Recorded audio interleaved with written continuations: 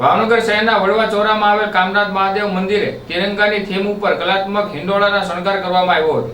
ભાવનગર શહેરના વડવા ચોરા વિસ્તારમાં આવેલ કામનાથ મહાદેવ મંદિરે દર વર્ષની જેમ શ્રાવણ માસ દરમિયાન સત્સંગ રાખવામાં આવતા હોય છે, ત્યારે આજે કામનાથ મહાદેવ મંદિરે તિરંગાની થીમનો કલાત્મક હિંડોળાનો શણગાર કરવામાં આવ્યો હતો, જે હિંડોળા આકર્ષણનું કેન્દ્ર બન્યું હતું।